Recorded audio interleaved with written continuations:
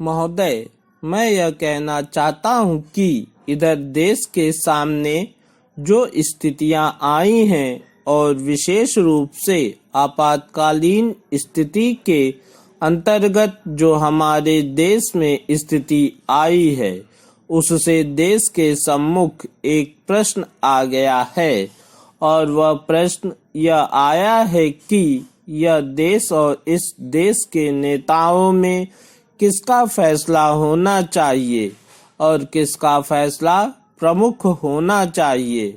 पिछले दिनों का अनुभव यह रहा है कि स्वतंत्रता के बाद जितने भी प्रगतिशील विधेयक या कानून आए हैं, उनको लेकर हमेशा जो हमारी अदालतें रहीं, उन अदालतों ने जनता के विरुद्ध फैसला दिया। हम इन विधेयकों द्वारा जनता की सेवा करना चाहते थे।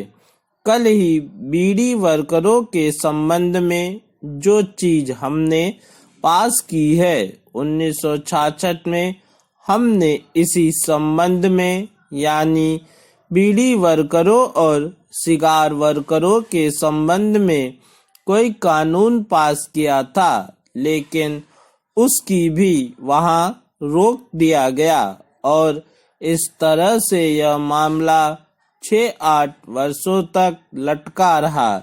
सवाल यह है कि इस समय हम क्या अपने देश में ऐसी स्थिति लाना चाहते हैं कि इस सभा को, जिसको आप संसद कहते हैं, राज्यसभा और लोकसभा, उसको संविधान में संशोधन करने के संबंध में मौलिक अधिकार होने चाहिए, क्योंकि समय बदल गया है। समाज का इतिहास बढ़ता है।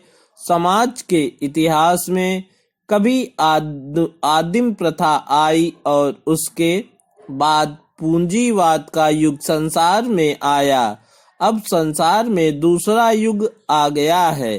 अब संसार में इधर उधर परिवर्तन आ रहे हैं और वह एक समाजवादी प्रणाली की ओर जा रहा है। यह प्रणाली यह है कि जिस प्रकार से समाज का उत्पादन कम होता है, सारे का सारा समाज जब मेहनत करता है, उत्पादन करता है, तो उसका स्वामित्व सारे समाज को मिलना चाहिए।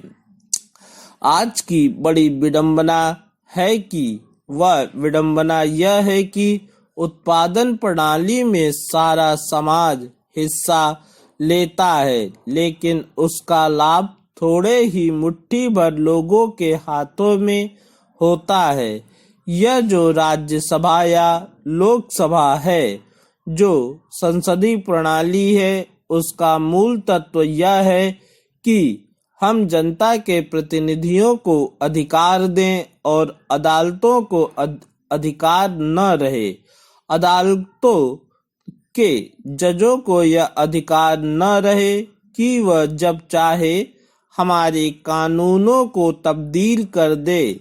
जनता के प्रतिनिधि जिस चीज को स्वीकार करते हैं, उसको वे नामंजूर कर देते हैं। इसके संबंध में हमारी जो मांग है वह यह है कि संविधान में संशोधन करने के संबंध में अक्सर लोकसभा और राज्यसभा में जो बिल आया करते हैं, उनका मूल तत्व यह है कि जनता के प्रतिनिधियों को अधिकार दिया जाए और उनको प्रमुख प्रभुत्व दिया जाए। इसके संबंध में एक बात मैं यह कहना चाहता हूँ और उसके बाद मैं अपना भाषण समाप्त कर दूंगा। इस संबंध में स्वर्गीय पंडित जवाहरलाल नेहरू ने कहा था कि हम एक नए भारत का निर्माण करें और वह सपना हम देखते हैं। महोदय, संपत्ति के मौलिक अधिकारों के संबंध में कुछ लोग कहते हैं कि 150 रुपए पाने वाला गरीब आदमी जो पोस्ट ऑफिस में जमा करता है। पूर्ण विराम।